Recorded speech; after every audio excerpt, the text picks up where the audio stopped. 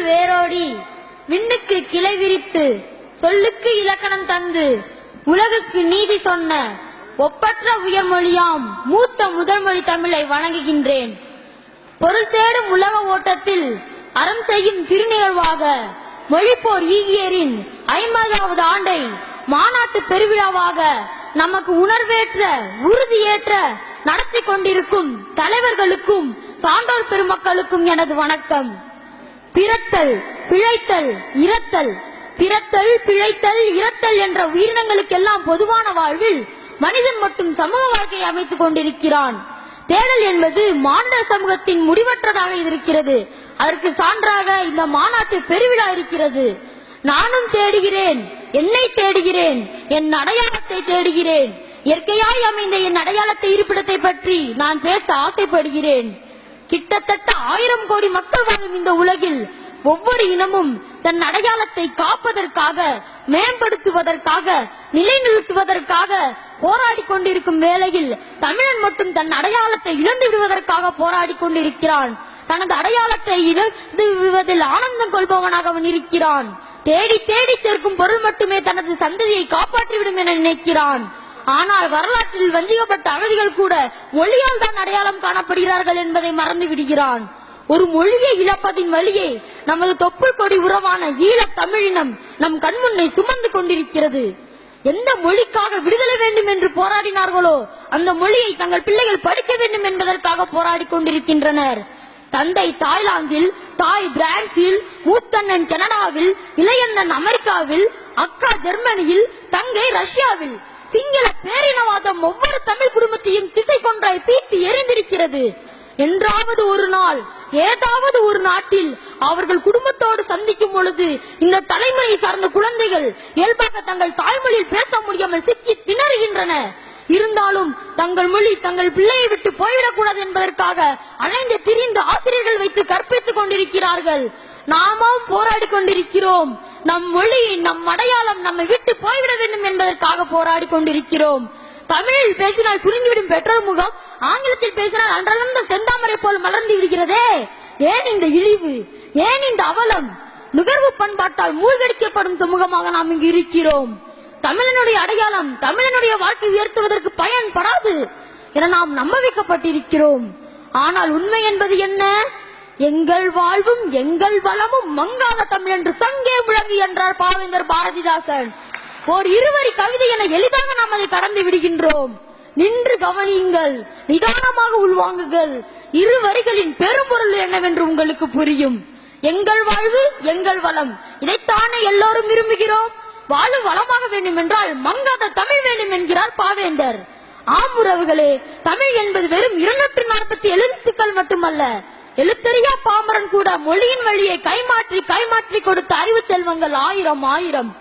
தமிழ் என்பது நம் மொழி மட்டுமல்ல, நம் அறிவு. நாம் மொழியை இழக்க அறிவை இழந்து கொண்டிருக்கிறோம்.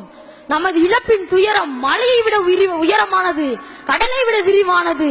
மிகையல்ல, உண்மை. அதில் சிலவற்றை மட்டும் கூறுகிறேன் காலம் கருதி. நள்ளிரு முன்னீர் நாவாய் ஓட்டி வழி தொழில் ஆண்ட உறவோன் என்ற புறநாற்று பாடலுக்கேற்ப உலகிலேயே முதலில் கப்பல் படை கட்டி ஆசியாவின் பாதியை ஆண்டது தமிழனின் படையறிவு. பெரும் புயலிலும் பேய் மழையிலும் 1000 ஆண்டும் கடந்தும் ஆடாமல் அசையாமல் இருக்கும் தஞ்சை பெரிய கோவிலின் கோபுரத்தை கட்டியது தமிழனின் பொறியியல் அறிவு. காட்டாற்று வெள்ளத்தை கல்போர்த்து தடுத்து கல்லணை கட்டியது தமிழனின் தொழில்நுட்ப அறிவு. நிலத்தில் ஊற்றெடுத்த நீர்நிலைகளை சுனை, கயம், பொய்கை, ஊற்று எனவும், மழை பெய்து தேங்கிய சிறிய தேக்கத்தை குட்டை எனவும், உண்பதற்கு பயன்படும் நீர்நிலையை ஊரணி என்றும், உழவுக்கு பயன்படும் நீர்நிலையை ஏரி என்றும், கண்ணார்களை உடையதை கண்மாய் என்றும் வகுத்து பாதுகாத்தது தமிழனின் நீர் மேலாண்மை அறிவு. ஒரு நோயை தீர்க்க வேண்டும் என்றால் இன்னொரு நோயே பக்க விளைவாக கொடுப்பது யாக்கைக்கு உன்னத அற்றி போற்றி உணின் என்று நீடித்த ஆயுளுக்கும் ஆரோக்கியத்திற்கும் வாழ்வு முறை சொல்லி உணவே மருந்தாய் வாழ்ந்தது தமிழனின் மருத்துவ அறிவு. அக்கச்சி, அம்மானை, ஆற்றுவரி, இம்பில், உந்தியார், ஊசல், எம்பாவை, கப்பற்பாட்டு, கழல், சந்துகவரி, சாக்கை, காலம், காணல்வரி, கிளிப்பாட்டு, குதம்பை, குயில்குறவை, குரத்தி, கூடல், கொச்சகச்சாத்து, கோத்தும்பி, தோழிப்பாட்டு, சங்கு சாயல்வரி, சார்த்து வரி, சழல், செப்பேத்து, சச்சாரண்டு, தாலாட்டு, திணைநிலை வரி, திருவங்கமாலை, திருவந்திக்காப்பு, தெல்லேலம், தேலடக்கம், நையாண்டிலா, நிலைவரி, பகவதி, படைப்பு வரி, பந்து, பல்லாண்டு, பள்ளி, பள்ளி எழுச்சி, பாம்பாட்டி, பிடாரன், பொற்சுன்னம், முகச்சார்த்து, முகவரி, முகமில் வரி, மூரிச்சார்த்து, வல்லைப்பாட்டு, சிந்து, நொண்டி சிந்து, கும்மி, கோலாட்டம் இவையெல்லாம் தமிழன் மறந்து போன கலைகளில் சில. அச்சில் வந்ததும் கணக்கில்லை, அழிக்கப்பட்டதும் கணக்கில்லை என்னும் வகையில் பல்லாயிரம் இலக்கிய வகைகளை கொண்டது தமிழனின் இலக்கிய அறிவு.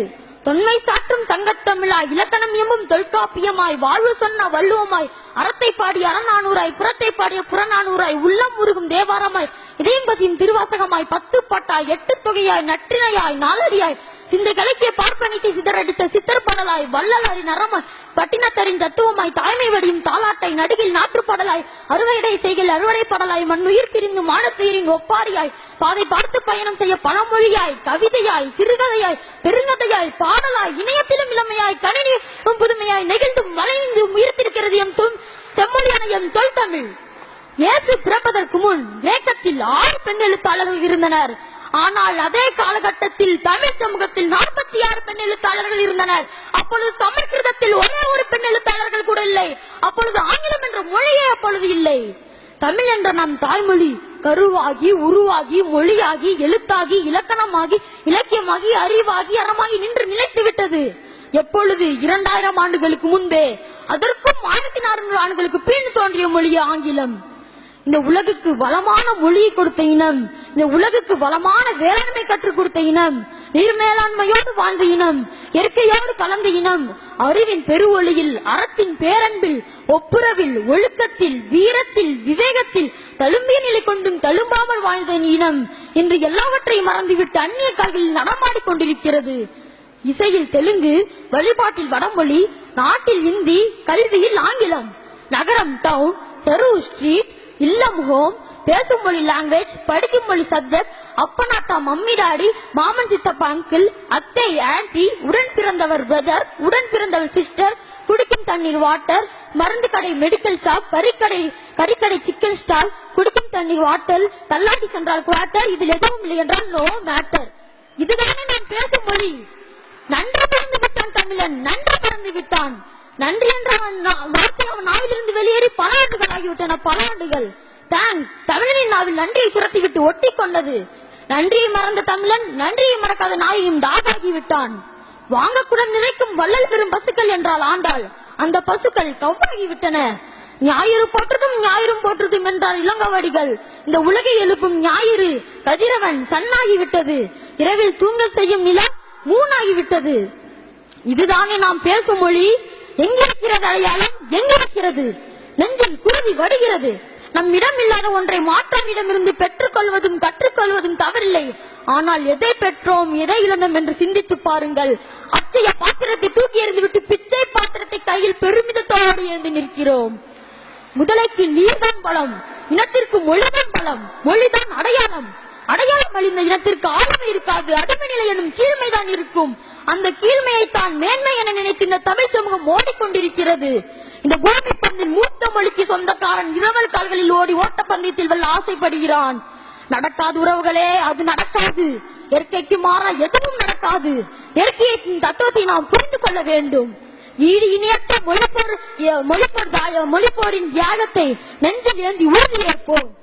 அன்னை தமிழ் மொழியை, ஆதி செம்மொழியை, பாடமொழியாய், பயிற்று மொழியாய், கல்வி மொழியாய், ஆணை மொழியாய், நிர்வாக மொழியாய், ஆட்சி மொழியாய் அனைத்திலும் இடம்பெற்றுவோம். தமிழ்நாடு நம் தாய் திருநாடு, தந்தையும் தாயும் மகிழ்ந்து குழாவிய நாடு, அரசியல் பிழைத்தோருக்கு அறமே கூட்டென சொன்ன நாடு, உப்பகம் விளைந்த நாடு, முதல் மொழி கொண்ட நாடு, யானைகட்ட போராடித்த நாடு, இலக்கியம் வளர்த்த நாடு, இதிகாசம் படைத்த நாடு, செம்மொழி தமிழ் மொழியின் தாயிலகம் தமிழ் திருநாடு. இந்த மொழிக்காக, இந்த இனத்திற்காக உயிரிந்த ஈகியரை நெஞ்சு நிறுத்துவோம். அன்பான உறவுகளே, புனல்வாதம் மணல்வாதம் எத்தனையோ சூது வஞ்சம் அனைத்தையும் கடந்து போகின்ற தோல் தமிழ் புலந்தால் தமிழர் என்ற இனம் என்பதை நெஞ்சு நிறுத்துவோம். தமிழ் எங்கள் உணர்வுக்கு வான், தமிழ் எங்கள் சமூகத்தின் விளைவுக்கு நீர், எங்கள் வாழ்வும் எங்கள் வளமும் மண்ணாத தமிழ் என்று சங்கேற்பு. நன்றி, வணக்கம். இப்பொழுதுதான்